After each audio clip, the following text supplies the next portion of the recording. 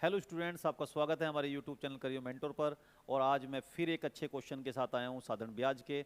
और इसको हम क्वेश्चन को सोल्व करेंगे, इसको समझेंगे और ठीक है, ये आपके लिए बड़ा हेल्पफुल होगा। तो देखिए बच्चों, ये क्वेश्चन लिखा हुआ है बोर्ड पर। कोई धन साधारण ब्याज की एक विशेष दर पर 2 वर्ष के लिए उधार दिया गया। यदि ब्याज की दर 1% अधिक हो तो इससे 240 रुपये आय अधिक होती है। धन कितना है? तो बच्चों, इस क्वेश्चन को समझते हैं और समझकर फिर हम पहले इसको समझेंगे। समझने के बाद हम इसमें ट्रिक अप्लाई करेंगे और नेक्स्ट क्वेश्चन आपको करना है। ठीक है, तो बच्चों देखो क्या है क्वेश्चन में। भाई क्वेश्चन में दिया कि कोई धन है, वो कोई धन जो है 2% के लिए 2 सालों के लिए उधार दी जा रहा है। मान लो कि कोई धन आर है, कोई धन पी है, सॉरी। तो कोई धन पी है, उसको R% की रेट पर 2 साल के लिए उधार दिया जा रहा है, मान लो। अब उसी धन को यदि ब्याज की दर 1% अधिक होती, क्वेश्चन में लिखा हुआ है कि ये रेट जो है आर है यहां पर, और ये फिर अगर 1% अधिक हो यानी R+1 हो तो, और कोई टाइम फिर वही 2 वर्ष हो, तो इस तरह से ब्याज जो मिलेगा 240 रुपये आय अधिक होगी। तो आप मुझे देख के बताओ, ये एक लेफ्ट हैंड साइड है और ये राइट हैंड साइड है, इसमें किससे अधिक ब्याज मिलेगा? तो आप ये बताओ। भाई पी देखो यहां पर सेम है दोनों में, टाइम भी देखो दोनों में सेम है, रेट जो है यहां पर आर है और यहां R+1 है। तो ऑब्वियस आपको पता लग रहा है देखने से कि इस तरफ ब्याज ज्यादा होगा, इस तरफ ब्याज कम होगा।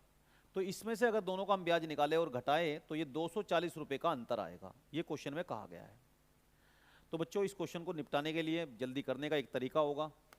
तो आप ये बताइए इस क्वेश्चन में, भाई प्रिंसिपल तो दोनों में सेम है, ठीक है, टाइम भी दोनों में सेम है, बस यहाँ पर आर का डिफरेंस है, ये आर है और ये R+1 है। तो बच्चों ये बताओ, ये जो रेट है, ये रेट 1% ज़्यादा है। कब? 1 साल के लिए। लेकिन 2 साल में कितनी होगी? तो 1 और 2 की गुणा कर लेंगे हम, तो कितना होगा? तो 2 सालों में जो रेट का डिफरेंस आएगा वो 2% होगा। और जो रेट का डिफरेंस यानी इसका मतलब ये हुआ, आपने 1 और 2 की मल्टीप्लाई कर ली, यानी 2% का अंतर आएगा ब्याज में, यानी अंतर जो आएगा वो 2% का होगा। ठीक है, और क्वेश्चन में कहा गया कि 240 रुपये अधिक आय होगी, यानी 240 रुपये ब्याज के रूप में ज़्यादा मिलेंगे। तो इसका मतलब ये हुआ कि 2% है 240 के, 1% कितना होगा? तो 1% होगा, 2 से काट देंगे बच्चों इसको, 2 से डिवाइड होगा ये, तो कितना होगा? आपने देखा ये हो जाएगा 120 रुपये। और 100% हो जाएगा भाई इस क्वेश्चन में, 100% हो जाएगा, 100 की मल्टीप्लाई इस तरफ और 200 की इस तरफ करेंगे तो ये हो जाएगा 12,000 रुपये। तो आपका जो आंसर होगा इसमें वो होगा 12,000 रुपये। तो इसका आंसर डी हो जाएगा। एक बात और है बच्चों, इस क्वेश्चन में ना, हम केवल इस क्वेश्चन में प्रिंसिपल बता सकते हैं। अगर इस क्वेश्चन में मैं यहाँ चेंज कर दूँ कि धन की जगह मैं रेट पूछ दूँ, यानी मैं इसमें दर कर दूँ, तो आप इस क्वेश्चन का आंसर नहीं निकाल सकते, क्योंकि इसमें वेरिएबल नहीं बचता है आर का, आर से कट जाता है। इसलिए इस क्वेश्चन में केवल धन निकाला जा सकता है। और अगर दर पूछी जाए क्वेश्चन में तो उसका आंसर होगा कैन नॉट बी डिटरमाइंड, यानी उसे हम ज्ञात नहीं कर सकते। देखिए कैसे।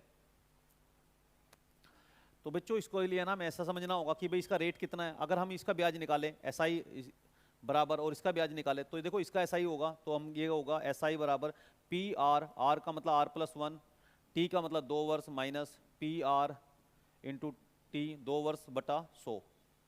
तो देखो ये जो ब्याज, ये इसका ब्याज होगा, ब्याज का अंतर होगा, और वो होगा 240 के बराबर, बराबर 240 रुपये। अगर इसमें से मैं कॉमन ले लेता हूँ तो P इंटू 2/100 मैंने कॉमन ले लिया बच्चों इसमें से, तो अंदर क्या बचा? तो अंदर बचा इसमें R+1 माइनस R बराबर 240। ठीक है, अभी देखो ये R से R कैंसिल हो गया, तो बच्चों इसमें क्या बचा? इस 1 की 2 में गुणा हुई, तो आपकी समझ में आया होगा कि हमने क्या किया भाई, 1 की और 2 की गुणा क्यों की। आपकी समझ में अब ये आ गया होगा यहाँ से।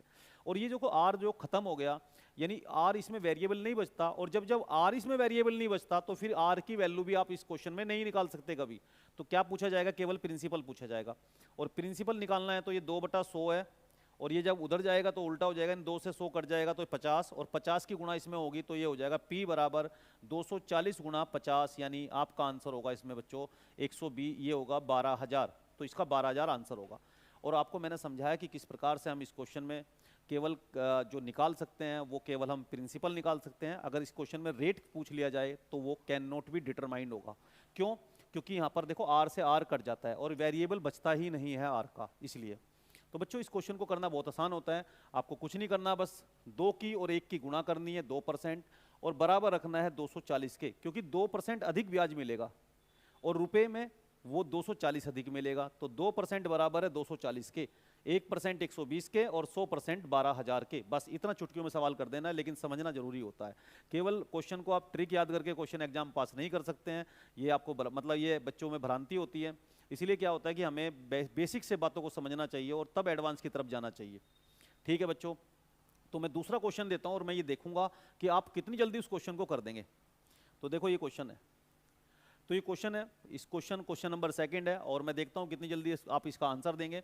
तो कोई धन 3 वर्ष के लिए साधारण ब्याज पर उधार दिया गया, यदि ब्याज की दर 2% अधिक हो तो 360 रुपये अधिक ब्याज मिलता है, धन ज्ञात करें। देखिए धन बराबर होगा बच्चों इसमें बराबर, तो धन ज्ञात करें, धन बराबर होगा, इसमें 2% अधिक है 1 साल के लिए, 3 साल का क्वेश्चन है, तो जब 1 साल में 2% अधिक है तो 3 साल में 2 गुणा 3 यानी कितना 6% अधिक होगी, तो 6% अधिक ब्याज मिलेगा और जो 6% अधिक ब्याज मिलेगा वो बराबर होगा 360 के, तो 360 होगा और ये हो जाएगा कितना 1% बराबर होगा 60 रुपए के, 100% बराबर होगा तो वो होगा 2 जीरो इधर चिपक जाएगी आगे इसमें, तो ये हो जाएगा बच्चों 6000, यानी 100% बराबर होगा 6000 के, और इस क्वेश्चन का आंसर हो जाएगा 6000। और हमेशा मूलधन कितना होता है, वो 100% होता है, यानी 6% आपको दिया था 360 रुपये और आपको 100% निकालना था।